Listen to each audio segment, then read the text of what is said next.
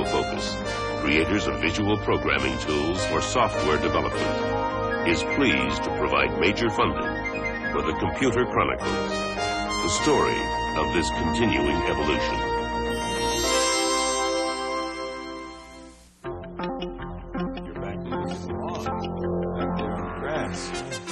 Welcome to the Computer Chronicles. I'm Stuart Chaffee, and this is Gary Kildall, whom I'm trying to beat in a game of Pong. Pay attention. Pong is the granddaddy of all computer games, and that's the subject of our program today, computer games. And Gary, computer games, in fact, were important, weren't they, in getting the whole personal computer thing going? Well, they certainly were a part of it. One of the unique aspects of a personal computer is that it often has bitmap color graphics, like the Apple II, for example. And that way you can do very dynamic things, games that you couldn't do, say, with a teletype style or scrolling display you would find in a larger computer system. This particular game, obviously, is a pretty old vintage, and they've gotten a lot more sophisticated since then, and we're going to see some of that today. Indeed, we've got a very exciting show. We'll be meeting some of the superstars of computer game programming from Electronic Arts, from Atari, and from Activision. And while the idea of computers in games may be new, the idea of people playing games with machines is not really new. Now, that was the first one. That was legitimate. Before the first program was written to simulate a starry background or a speeding racer, penny arcades offered simpler, more mechanical amusements, but with the same goals in mind: to challenge and entertain. If the locale was less exotic and the competition less ferocious, at least some of the game's interactions were similar. A player needed manual dexterity in competing for points or a reward, more tangible in some cases than in others. As a device for escaping daily routine, computer-generated graphics brought a level of fantasy that no mechanical game could ever approach. Instead of escaping from a schoolroom or an office, a player could leave the Earth or move to a different universe. Modern arcade computer games offer different kinds of challenges, from fast action games that demand even faster reactions, to maze-type games where the player threads his way around obstacles, and war games where the object is to destroy or be destroyed. In one of the latest adventure games, animated images are stored on Laserdisc to be recalled sequentially, following the story's plot and according to the player's responses. If the player moves the control stick in the right direction, he is rewarded with a successful escape. But if the player makes a mistake, the program picks an alternative sequence of images, and the results can be extremely uncomfortable. Whether used to create unknown worlds or to enhance the reality of familiar worlds, computer games succeed in an unlikely domain, transforming pinpoints of light on a little screen into a believable realm, larger than life, and usually more exciting.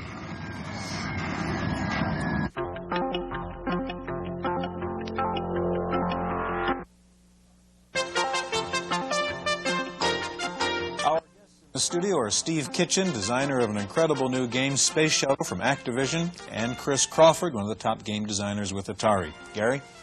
Steve and Chris, you both build computer-based games. Do you call yourselves designers or programmers? I call myself a designer because most of the sweat and blood I expend occurs in the design phase, not in the programming phase. I spend a great deal of time worrying about what my audience will experience in the game, and only towards the end of the project do I actually get down to writing any code. When you think about the design of the game, what are the elements of the game that make it interesting? Well, that has to do a great deal with what I'm trying to accomplish. I set a goal. I want a game to achieve a certain effect. I want to somehow communicate a message to my audience. That message then dictates the topic and the style of the game, the nature of the graphics, the feel. That's what the texture of the game that I'm trying to build into it. That's what I spend most of my time worrying about. Chris, you're talking more like a writer rather than a computer programmer. Steve, is that how you see what you do? That's basically what we are. We're writers. We're writing a book, a novel, creating a vicarious universe in this computer program. We have to model everything we want, put every small detail in. Very often, in my game, for instance, I had to do extensive research for a year and a half to understand my subject before I could distill the important aspects out and then put them into this cartridge. Like a writer would. Exactly like a writer would. When a writer writes a book, the book is a vicarious universe. You read it and become part of it. It's the same thing. When you play these games, these programs, you vicariously become part of the universe that the programmer puts into it. Okay, you've got Space Shuttle up here, and give us a demonstration of how this works. Well, this is an automatic demo flight we're going to fly. This is a complete Space Shuttle mission from launch to landing. This is actually themed after the STS-2 flight back in November of 1981. We're starting off now at Cape Kennedy in the morning. The clouds are rolling by, the sun is coming up, and we're doing our countdown now. Now at T-minus 4 seconds, we're going to turn our main engines on. You're going to see the thrust indicators at the top of the screen there moving along. There we go. At T plus 3 seconds, the solid rocket boosters are going to turn on, and we're going to go through the clouds and off the pad. And there we go. Now, the aspect of the game here is to fly the space shuttle successfully into a 210 nautical mile orbit, doing all the control functions that an astronaut would really do, setting your yaw and your pitch, keeping on a trajectory line. At 26.2 nautical miles, the solid rocket boosters will jettison off. Now, this is a very important point of accuracy, is there's a yellow flash. There we go. This is something that wasn't noted until STS-1 when the first astronauts went up, that this actually happened. I had to find all of these details out about what you would experience if you were inside of the space shuttle and you were doing the flying, so that when you play this game, you feel like you've actually flown. Steve, it seems to me the incredible thing is this game is running on an Atari 2600, not a computer. How do you squeeze all of this into that unit? Well, it takes a lot of time programming, coding. You have to model the universe as you feel it should really be, and then you have to find how you can fit it all in piece by piece. You start off with a basic mission, and then you add features and you add the functions all along the way. When I finished the game, I was not happy with it, and I had an additional list of 146 separate items I wanted to put in that I still felt were important. I spent an additional 3 months finishing those off and getting them all in. I wanted this to be absolutely accurate and absolutely complete. And it is. You put this all inside of how big a ROM? It's an 8K cartridge. 8K cartridge. That's an incredible amount of... It took 13 months of programming, and a lot of that time was spent putting it all together. Now, we've just achieved orbit. There's the Earth's rim rolling underneath. The external tank will jettison. There it goes. And we've docked with an orbiting satellite, which actually was themed after the Skylab. In fact, Dr. Ed Gibson did a review on the game, and he noted that it looked like you were trying to fly into his old nemesis in space. And then we do our deorbit, and we come in for a landing at Edwards Air Force Base. Now, one thing unique you did in adapting this game to the 2600 is using the switches in the 2600 as functional switches. How did you do that? Yeah, what we had to do was I had to throw out all the old ideas of what this machine would do. This was originally a video game console, so I said, look, all these switches are controlled by the computer. I'm going to redefine them to be computer switches. I'm going to control the main engines, the backup engines, the cargo bay doors, the landing gear, the sequence of information on the screen. It became so different that we had to develop an overlay to fit over the screen. We had to develop what's called a cheat sheet, which is just what the astronauts use. This gives you all the instructions that are necessary to fly your shuttle. And the instruction book is 30 pages long. And it gives you a lot of detail into exactly how to fly the space shuttle. And basically, it's a small flight manual. We provide a glossary. We provide drawings of the space shuttle, engine indicators. Here's a side view of the space shuttle that we provide. So really, you understand all about the space shuttle in order to fly this game accurately. You get a little pilot's license when you get through this? If you fly successfully, you receive a patch. And if you fly just as an astronaut would, you might get your wings. We're entering the Earth's atmosphere now, and you see we're getting the ionization cone that appears around the space shuttle. If you saw the movie The Right Stuff, you would see in the sequence with John Glenn, this is what the astronauts see in the window. This is hot ionized gas being superheated by the friction of the shuttle on the way in. We've even lost our signals. We've lost our altitude and speed information, and we've lost our computer screens. Steve, it seems piloting the space shuttle is very difficult to do, one would think. Can a kid or a normal person actually pull this off? Well, what I did when I designed this was I understood that problem. Having the average individual fly the space shuttle would take years of work. But I looked at how NASA trains its astronauts, and they start off, first of all, by giving them a lot of book exercises. They give them film strips of what it's like to fly the space shuttle. This is flight number 1. You're seeing essentially a film strip. You can pick up the joystick and take control at any time you want to, but you don't have to. There's a second flight called a training flight, and that basically is like flying in a simulator. You can make mistakes, you can make errors, and the computer will compensate, and it will let you know. And then flight 3 is the actual real thing. So you work your way up to flying the actual mission. You can get into it very easily, and then work your way up and finally try to achieve your wings. The interesting thing about this game, I think, is that it's an educational learning experience as well as... vicariously educational. Right. You're not sitting there playing flashcards. You're learning about one of the most technologically advanced items today. There are the dual sonic booms that occur. The first one was the space shuttle. The second one was the chase planes. And we're coming in now at Edwards Air Force Base. When you get done mastering this game, you've effectively learned all about what an astronaut does when he's in orbit. So the next time you see a launch go off, you're going to know what he has to do, when he has to do it, and what he goes through. It's incredible. We need another minute or so before we land here. While we're waiting, Chris, let's talk about, your new game is called Excalibur. What is that about? Excalibur is a game of leadership. The concept, I wanted to express to people the ideas behind von Clausewitz's statement, war is the extension of policy to other means. That is, I was a little tired of war games that glorify war. So I wanted to show that war is something that sometimes cannot be avoided, but must never be entered into in a cavalier manner. And so really I was trying to teach concepts of leadership. And so in the game Excalibur, I make you as King Arthur. I give you the task of unifying Britain. Now, unification is entirely different from conquest. That is, you have to convince people of your authority. You have to convince them to follow you, and that involves more than merely brute force. Chris, we have a little bit of time left. Can you get Excalibur up on the screen and show us just a piece of that? This is the title scene to Excalibur, and it's does nothing more than give the title and set a tone and show off who did it. Mm-hmm. And this was designed to run on the Atari 800, or? Yes, I've cut it off. This was designed for the 800 with 48K and a disk drive. It's a huge game. It actually won't fit on the 800. It requires disk swapping. And so you bring in whole chunks of game at a time. It's actually 66K of object code. Very, very large game, all written in assembly language. Okay, well, if you've played Raster Blaster or messed around with Pinball Construction Set, you've been manipulated by the mind of Bill Budge, one of the premier game designers. We'll meet Bill and the president of Electronic Arts in just a moment.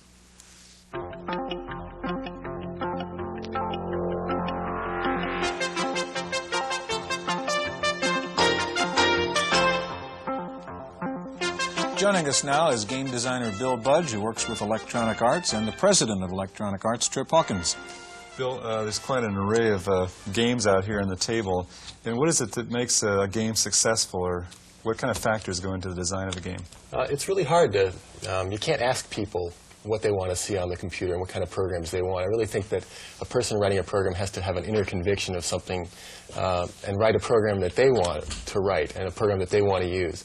When I started writing this program, it was something I really wanted to do. I wanted to see it work. And where'd you get the idea for I always liked building things, and it was a funny indirect kind of process. I got tired of writing video games. I was really sick of playing them by this time.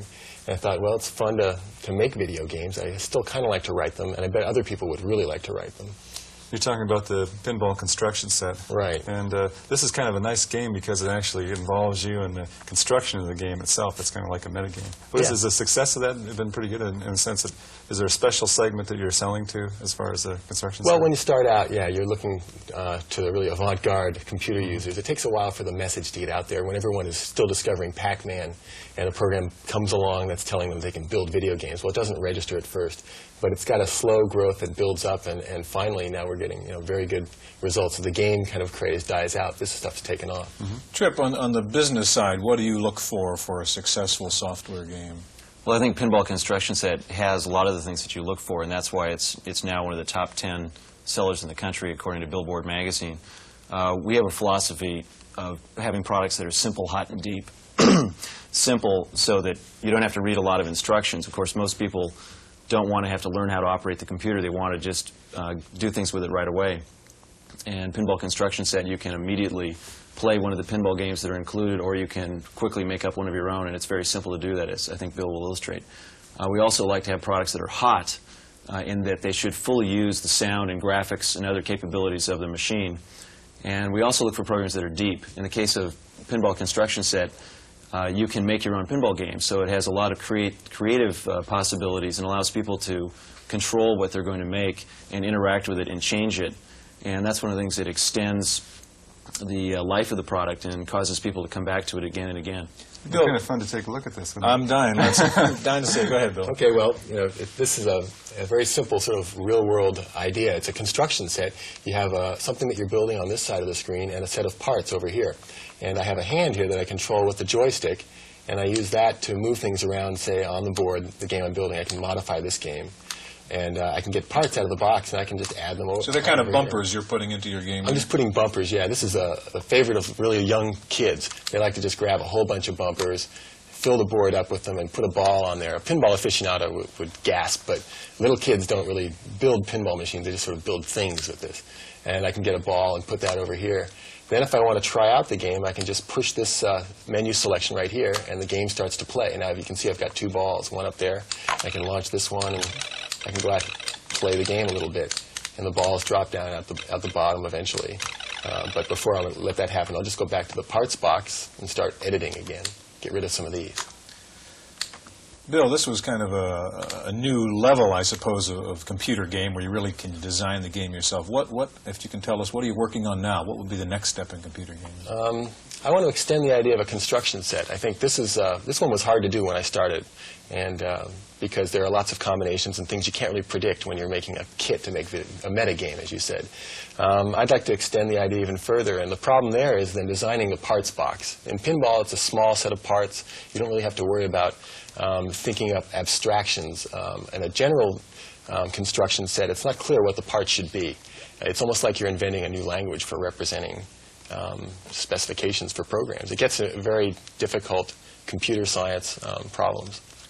Trip, at the arcade level, we hear that maybe, games sort of peaked and people aren't quite as interested. Are computer games here to stay, or is it a fad? I think computer games are fundamentally different from video games, mainly because computer technology in the home can be extended and become a much broader base of technology. Just as an example, all of these programs that we're talking about here, they come on floppy disks, and each one of these holds much more memory than can be held in the memory of a coin-operated arcade game. And it really is, it becomes a question of the program size when you finally want to know how good a program can I have and how much can I do with it and how long will it take before I'm bored with it or I've exhausted the educational value. And I can get, something like 3 or 4 times more program on here than I can fit into the memory of a coin-operated game. Okay, you've got one-on-one there. Maybe we can get it loaded. Well, I think, Gary, you had a question. Well, the only thing I was going to mention is it seems like the games have gone from relatively unsophisticated games to something that requires a lot of sophistication in terms of programming, and the memory size is really an important thing, important aspect of that. Yeah, it's hard to really put that back into 8K. Has that been the difference, really, in the early computer games? Pretty limited now. The incredible graphics and speed. Has it really been a function of the available memory? Part of it is just programmers getting better, I think. Not many people wrote video games 5 years ago. There was a small selection. Now there are thousands of people who are capable of writing a good video game. And a few people have upped the ante, so it's not enough maybe to write a video game. You have to write a video game plus a game editor. I think the more popular games really have these extra features built in. Can we get one-on-one in there? That's a kind of exciting demonstration of what you can do. And I think, Trip, you're going to take on either Dr. J or Larry Bird here. Tell us about one-on-one. Well, the basic idea of one-on-one was to get these two guys, Julie serving Larry Bird, who are probably the 2 best-known basketball players and probably the 2 best forwards that have ever played the game, and to capture their personalities in the game. And so we decided to hire them to help us design the game, and we had photo sessions where we took pictures of them in action. In fact, we had a camera mounted at mid-court just exactly from this angle while we photographed them. And then we worked with them on prototypes of the product where we'd sit down and talk to them about the moves that they would use and some of the strategies and the shooting percentages that they would have in different places on the court. And that was a fascinating learning experience. But you say programmed in the personality. I mean, these characters play like Larry Bird would. Very much so. In fact, why don't I go ahead and get started? Yeah. Right now they're playing against one another in a demonstration game, but if I press the button on my joystick, it'll take me to a menu, and I can quickly make a selection. I want to play against the computer. I'm going to allow the computer to play Larry Bird, and I'm going to play at the varsity level. There are different levels depending on how good a player I am. And now I go ahead and start the game. And that's Larry Bird taking an outside shot, and he hit it. Now, Bird is particularly effective at outside shots. But watch Julius now. I'm going to be able to drive around him, I hope. Oops, he stole the Okay, ball now from me. you're Larry Bird now. No, I'm Dr. J. You're and Dr. unfortunately, J, I let and Bird the steal the ball. computer's Larry, okay. He's trying to work his way into the basket. So he's got a quick 4-0 lead over me. Oh, now I have to have the indignation of seeing an instant replay. That's great. Where do you think, Trip, the software games are going to next? I mean, what's the next generation of this kind of stuff? I hate to interrupt you. Trying to get back on. Well, I had to have a slam dunk there. Sorry. Yeah, what's happening next? I mean, what's the next tier, the next level of computer Well, games? at a really simplistic level, Maybe you could turn it's that very level easy down, it's very easy to extend the realism and the graphics that are in the current products, and I think it's also you're going to increasingly see more creative possibilities for the player, which is I think where a lot of the educational value comes from. Being able to create your own pinball game is one example. We've extended that with Music Construction Set to a product that is about music, and of course there are a lot of people that are really interested in music and interested in having their children learn about music, and it uses a lot of the ideas that Bill pioneered with the pinball construction set. And I think that the area where the greatest challenges will come is in looking for original ideas and new creative ways to break the mold. I mean, a lot of people look at what other people have done and try to do something that's a spin-off from that, but the really creative geniuses in the industry are capable of coming up with something completely new. Do they just come to you, they say, we've got an idea and here's a program I've written, and then you turn around and sell it? It happens all different ways. We have one of our better products, it's called Hard Hat Mac, and 2 high school boys came into our office one day and they had 3 sheets of high school notebook paper they'd drawn up in their physics class, and we signed a contract based on that. Gentlemen, we're out of time. Bill, Trip, thanks so much. Thank you for joining us on this edition of the Computer Chronicles.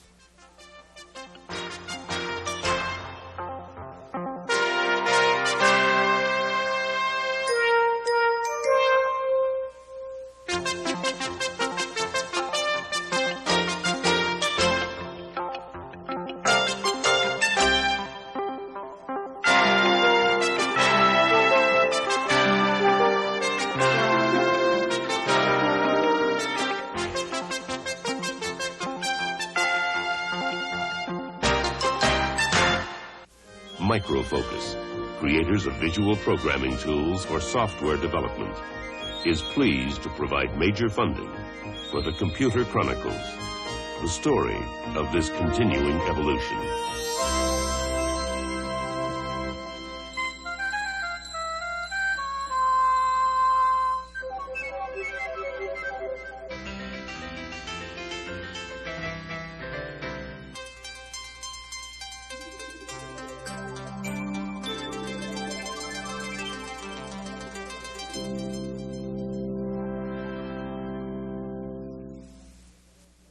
Random Access is made possible by a grant from Popular Computing, a McGraw-Hill magazine. In the Random Access file, Hewlett-Packard has made another major move into the personal computer field with a new portable printer designed for the PC market. It is a non-impact inkjet printer with low noise operation, battery-powered, 150 characters per second, and an 11 by 12 character matrix. The price is under $500, and it will be available next month.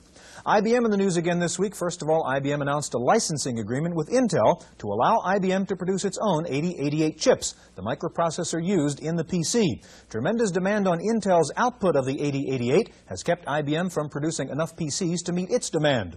Perhaps more important, though, is the fact that Intel apparently also gave IBM the right to make its own 8286 chips, a much more advanced microprocessor, which analysts believe IBM will use in its new personal computer, codenamed Popcorn. With the ability to turn out the chips, it is thought that IBM may now be able to introduce the Popcorn this summer. The use of the advanced microprocessor will enable Popcorn to do sophisticated graphics and other complex integrated functions. Sounds like Popcorn may take on the Macintosh Lisa crowd. Victor Technologies, the high-flying hardware computer company which took a nosedive this year, may be bought out by the British firm Applied Computer Technologies. The would-be buyer indicated it might close down the Silicon Valley factory and move operations to Scotland. Also on the ailing list, Tandon Corporation, the nation's largest maker of disk drives, says it will lay off about 1,000 employees and transfer most of its manufacturing overseas to cut production costs. In fact, countries all over the world are dropping in on the Silicon Valley trying to get a piece of the high-tech action. In the last year, 20 different countries have sent delegations to the Silicon Valley in an effort to lure their business abroad. The countries offer incentives such as government subsidies and attractive tax packages. The most successful recruiter by far has been Ireland.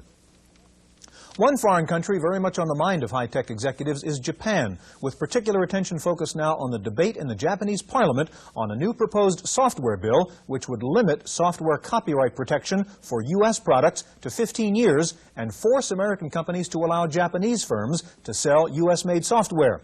The net result would be little protection for American manufacturers, with Japanese companies able to sell the same software at a lower price by avoiding the high research and development cost.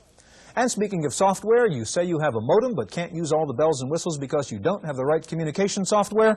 Listen to Paul Schindler. Okay, it's all set. 3 men in a monkey suit. Listen, I'm going to have to get back to you later. Bye-bye. Communications.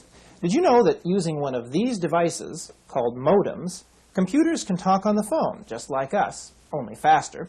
But if you already have PC communications, you might be surprised to hear that you're in a minority. Fewer than 1/4 of PCs communicate. So many of you are waiting to make the plunge. Perhaps the hundreds of communications packages on the market have daunted you. Well, the Whole Earth Software Catalog and Review has sorted communications out for beginners. Now, if your computer runs the CP/M operating system, we suggest you consider MITE, or Modem 7. For users of the IBM PC, the best packages are SmartCom 2 and Crosstalk 16. PC Talk 3 is more limited, but then at $35, it's also the cheapest communications package. Apple computer users may want TSC Terminal if they use 40-column screens, or Data Capture 2 for 80 columns. Commodore and Radio Shack users will find CompuServe's VidTex a best buy. Now, there simply isn't time to get into all the wonderful things you can do once you have communications, but believe me, a PC on the phone opens up new worlds. Just ask someone who already has a modem. Call them, or call their computer. For Random Access, I'm Paul Schindler.